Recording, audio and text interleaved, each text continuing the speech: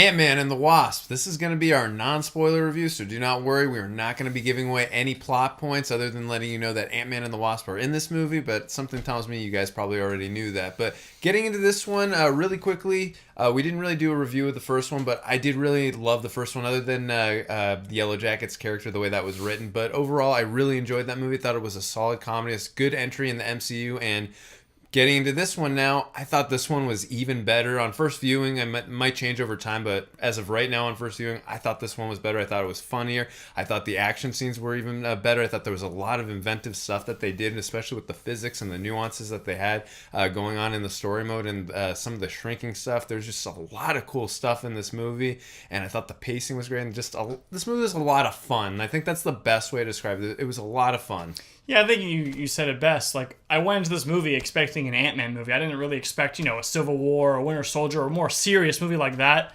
I went in just thinking, Ant-Man fun, a lot of comedy, some good action, just a good time at the movies, and that's exactly what I got.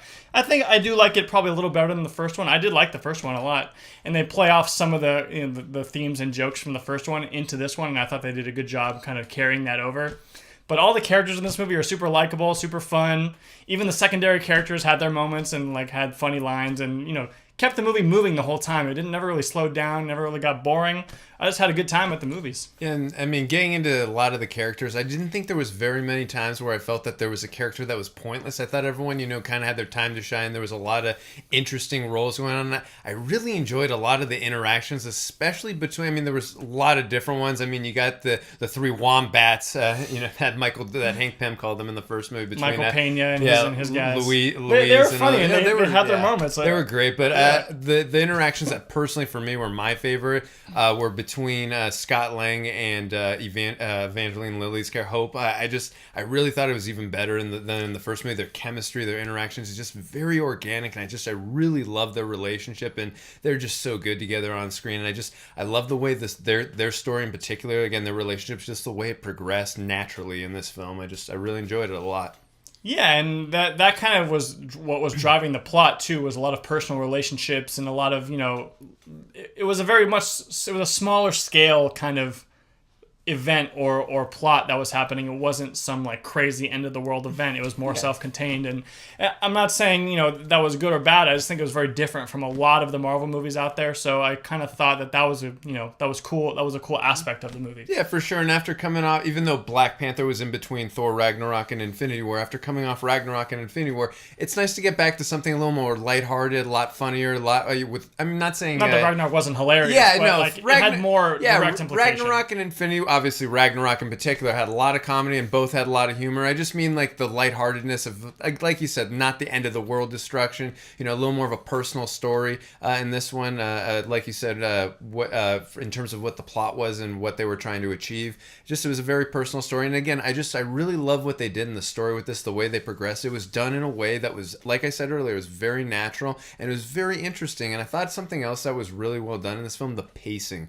It was very well done. I don't know if it was 2 hours, whatever the runtime was.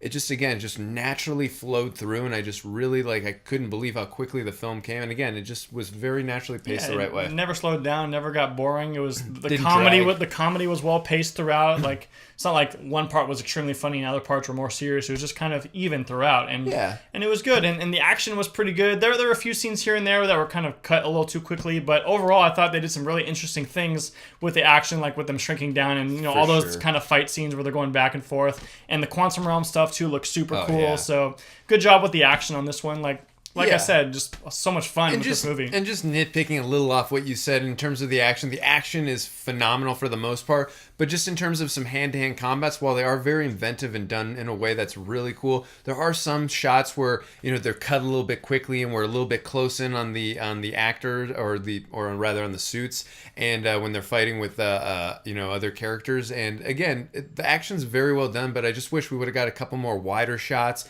a little bit longer tracking shot takes. Those are my favorite personally for me. Just kind of hand-to-hand just hand-to-hand combat. Those are the way I like to watch it. But again, overall, the action was done very well, and like I said earlier, very inventive. There were some really cool ways that the characters maneuvered around doing things and using the shrinking and physics to their advantage. Was really well done and really done in a very interesting way. Yeah, definitely. I mean, I can't really think of too much I really had gripe about this movie. Like, I'm not saying this was the best or most deepest movie ever, but Yeah. for what it was, I had a great time. Yeah, and again, I you enjoyed said it. you said earlier about the tonal balance in terms of the comedy and the serious stuff that was happening. I thought again there was just a very good balance done in this film between the comedy and the serious moments that just converged in a way that just it felt just very organic and just felt like it was proper and just felt like it belonged in the film and just felt it worked to the story's advantage rather. And again, I want to talk a little bit also about the villain. I mean, in this, I know you watch the trailers, you see a lot of Ghost. I'm not going to go too much into her character. Just say that I thought her backstory and the way they explained her motivations and why she was doing what she was doing, I thought it was done in a very interesting way that made me care for this character in a definitely more of a way than from what we got in the first Ant-Man, where he just was so mad at Hank Pym because Hank didn't trust him, to tell him about the Ant-Man and all that. And I just kind of, for me personally, I thought that was very weak. And not, I just thought the character wasn't written in a way I could relate to or cared about, and I really like what Marvel did with this character, and again the way she's written and why she's doing what she's doing.